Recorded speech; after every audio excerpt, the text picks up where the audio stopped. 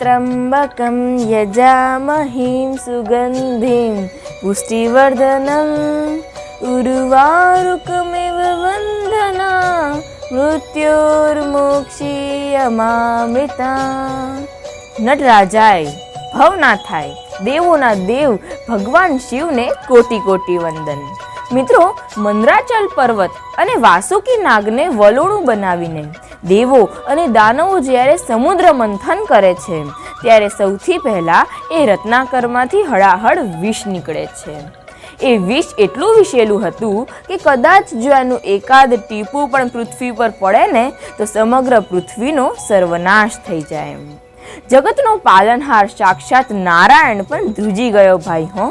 દેવો દાનવો ઋષિમુનિઓ બધા મૂંઝાયા, હવે આ વિષનું કરવું શું?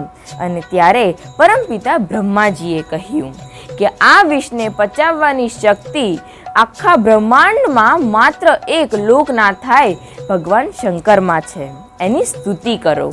સૌએ બે હાથને ત્રીજું મસ્તક નમાવી ભોળાનાથને યાદ કર્યા અને જટાટવી ગલજ્જલ પ્રવાહ પાવિતસ્થલે ગલેવલંબ લંબિતમ ભુજંગે તુંગ માલિકા ડમર ડમર ડમર ડમર નિનાદ વડ્ડમર વયમ ચકાર ચંડ તાંડવ તનોતુ ન શિવ શિવમ। જટાકટા હસમ ભ્રમમ ભ્રમન નિલિંપ નિર્જરી વિલોલ વીચી વલ્લરી વિરાજમાન મૂર્ધની ધગત ધગત ધગત જ્વલમ લાટપટ્ટ પાવકે કિશોર ચંદ્રશેખરે રતિ પ્રતિક્ષણમ મમ।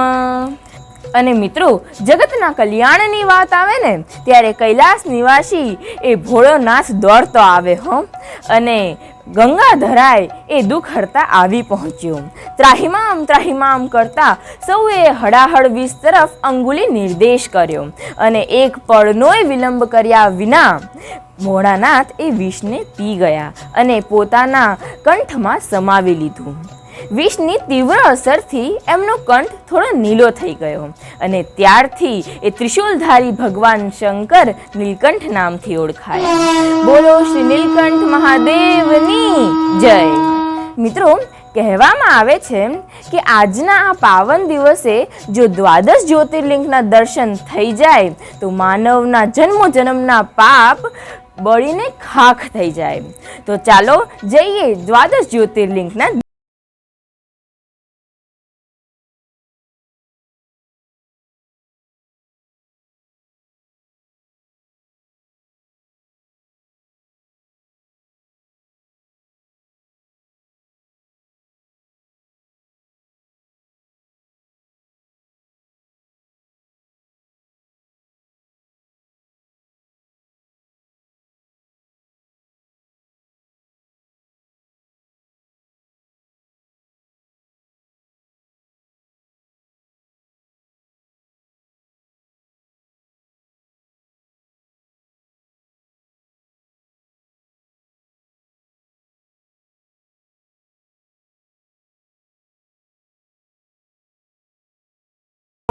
તો પાછા મળીશું આવતા રવિવારે એક નવી વાત સાથે। ત્યાં સુધી રાધે રાધે।